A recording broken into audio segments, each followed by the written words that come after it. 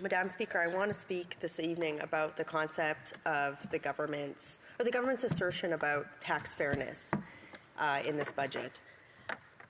So I'd like to read into the record some facts that push back on the government's assertion that a fairly significant tax increase that they've included in this budget is only going to affect a very small number of Canadians.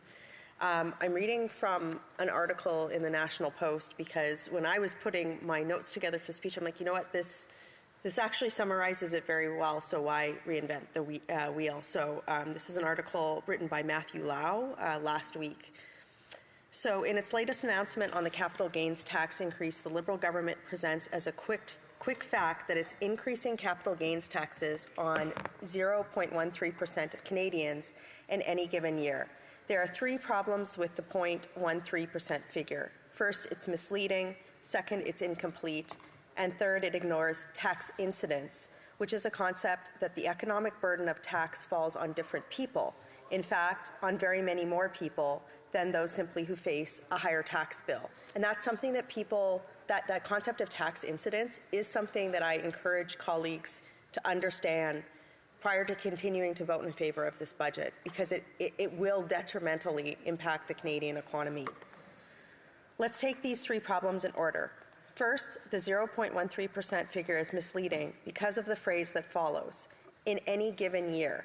The taxpayers who are part of this 0.13% in 1 year are different than the taxpayers captured in this group in another year.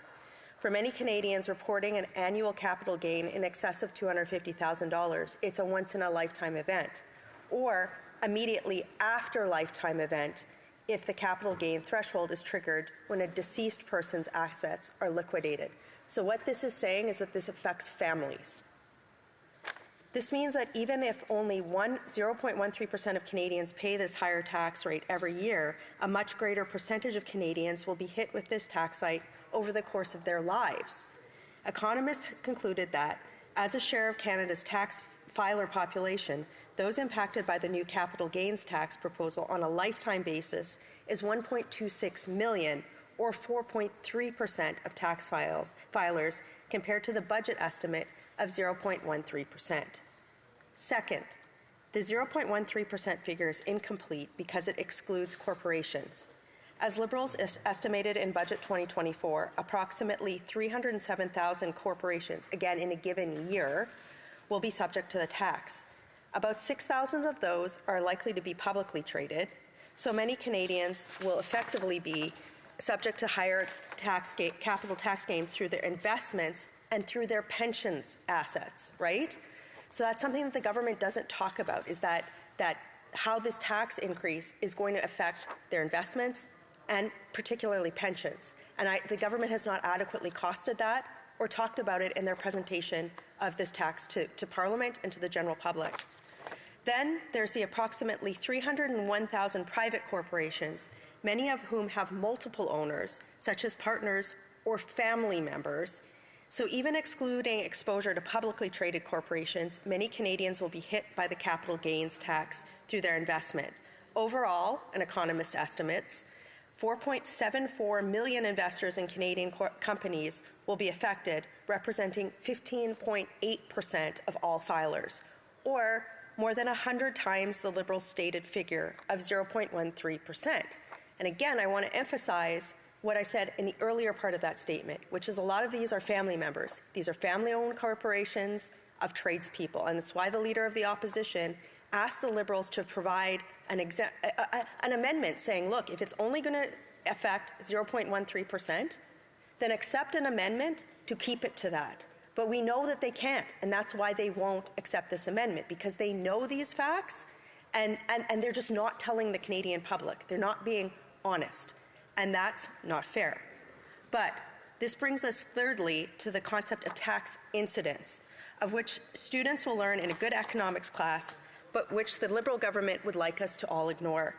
A well-known example, on paper, corporate income taxes are paid by shareholders, but in reality, the economic burden of the tax falls largely on workers in the form of lower wages. Corporate income taxes discourage investment, thus reducing labor productivity and the number of businesses bidding for labor. No differently, the Liberal government's capital gains tax discourages business investment and will have negative effects on workers beyond those who earn high amounts of capital gains in any given year. Business investment has already fallen in an alarming fashion since the Liberals took office. From 2015 Q3 to 2024 Q1, the real per capita investment is down 13.9%. A capital gains tax hike that distorts investments decisions to favor present-day consumption over long-term investment will make this trend even worse. The incidence of the Liberals' capital gains tax hike will fall on all of us, not just the 15.8% who are directly affected, or the, quote, 0.13% of Canadians in any given year, end quote, that the Liberals claim. For ordinary Canadians, learning about tax incidents for 2 hours could be a profitable and amusing activity. Being whacked by a capital gains tax that the Liberals will say only affect the super rich, but affects all of us, not so much. The other point that's been made by economists and any business person is that the brisk implementation of the hike guarantees that it will enforce Canadian investors to shed assets in a hurry to take advantage of the existing lower rate. But revenue will decline over time. So while we know that the Liberals are facing potential credit downgrades because of the incredible amount of debt that they've incurred on the Canadian economy or on the Canadian people, and because of the incredible deficit they once again racked up this year, they're looking for a way to prevent that credit downgrade. So they're looking for an easy cash grab, right? I mean, you never want to be in a position as a person where you're looking for a quick way to make money. That's where poor decisions are made. And there are all sorts of crass examples I could give of that, right? But like, you know what, why wouldn't I do that? This is like the equivalent of feet selling pictures for the Liberals. That's what the capital gains tax is here. It's a quick cash grab to try and prevent Canada from having its credit downgraded. So I want to say this. This would all be bad enough if it wasn't for the finance minister, who I honestly don't know how she has her job. I'm sure she is liked in the caucus. I don't have anything personally against her, but she's clearly incompetent. I mean, how the Liberal backbench allowed her to present a budget that was this unbalanced with this in it and keep her job it's beyond me. Like, this is so irresponsible. So, but what she said in announcing this, I thought, should give all colleagues in this place for pause for thought. Her comments, they were described as this in a major Canadian newspaper. The finance minister's remarks seem like naked class warfare in a miserably thin guise of technical fairness, trying to tell the Canadian people who this government has spent, what, billions and billions of dollars. Are we in trillions now? They've spent so much money. And I don't think there's a single Canadian who can look at their life in terms of being able to buy groceries, afford rent, look at buying a house, take a vacation, that long-term prosperity, and certainly not young Canadians. They're saying they're better off now than they were 9 years ago. And so if we've spent all of this money essentially in peacetime, like this is not pandemic time the last few years, right? This is not there's no reason for this deficit this year.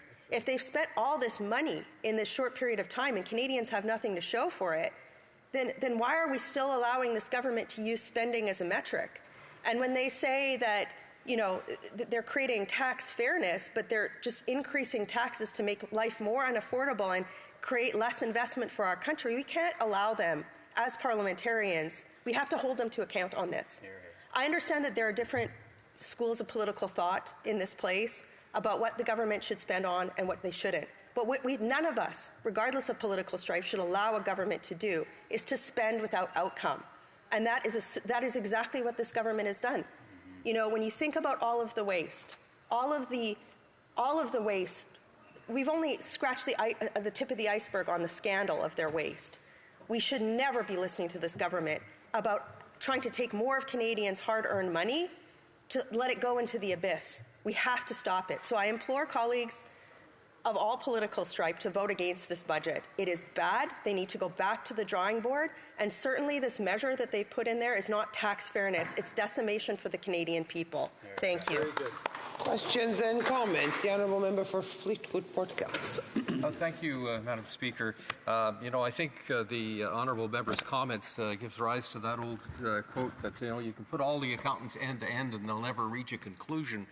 And I wanted to quote a few things from the International Monetary Fund and get the Honourable Member's reaction to that. It says, Canada's fiscal track record continues to compare favourably to many other advanced economies. Debt remains low in international comparison, and says the increase in capital gains inclusion rate improves the tax system's neutrality with respect to different forms of capital income and is likely to have no significant impact on investment or productivity growth. That doesn't suggest that things are going to go to hell in a handbasket. I'm just wondering if what the Honourable Member has read and what I've just mentioned, if there's some kind of disconnect that she could explain. Honourable Member for Calgary Nose Hill. I would argue humbly that he is disconnected. If he goes and knocks on the doors in his riding, there is nobody who is going to accept what he just said, because the lived reality of Canadians is not one of prosperity. It's one of hardship right now, and it's one of lack of the hope for the future. So that's what disconnect looks like. But also there's so many other metrics where he's just flat out wrong. Canada's on a track for its worst decline in living standards in 40 years. Before the current Prime Minister, Canada's GDP grew at a rate similar to that of the United States, but since 2015, the economy has weakened significantly. Canada's GDP per capita is down 2%, while the United States has increased by 8%. I could go on, but I don't need to quote this plethora of economic statistics which validate my point. I just have to go door knock in my riding. That's all I have to do. And I encourage him to do the same, because I think he's going to find that he's in for a reckoning come the next election. Questions and comments. The Honourable Member for Winnipeg Centre. Thank you, Madam Speaker, and I'd like to thank my honourable colleague for her comments. Madam Speaker, since I've been elected, I've noticed the Conservatives punching down, for example, on seniors, talking about cutting CPP. The fact that I was a long-time school teacher, Madam Speaker, and one of the issues under a Harper government was that kids were going to school hungry, so I, as a teacher, paid out of my own pocket, in fact, for food. What did the Conservatives do? They vote against the school food meal program and then make a whole bunch of excuses about why they don't support it, even though it's supported by advocates across the country. They built no affordable housing during the time they were in, Madam Speaker. And, they come up with these slogans that totally axe the facts on a constant basis, certainly not based on a fact. They put down academic institutions. They have something against research. And I'm wondering what my member thinks about her party's record of axing the facts. Yeah. The Honourable Member for Calgary Nose Hill. Well, the fact on food bank usage and people not being able to eat is, under this government, food bank usage has skyrocketed. Not as many children needed to use food banks in 2015 as they do today. In fact, that number is astronomically higher. With regard to homes and affordable housing, the amount of, everybody's rent has doubled. Nobody can afford a home anymore, and that's happened under this government. And with regard to seniors, for seniors, a senior who has their home, who is looking at, the opposition leader cited an example, a low-income senior wanted to hive off a part of her property for her children. She now has to pay this tax that she can't afford. I don't understand why the NDP, if they're proponents of helping people who are disadvantaged, why they would continue to support this government that's corrupt and has never delivered on anything. And I think voters will remember that in the next election. Very brief question from the Honourable Member for Bow River. Thank you, Madam Chair.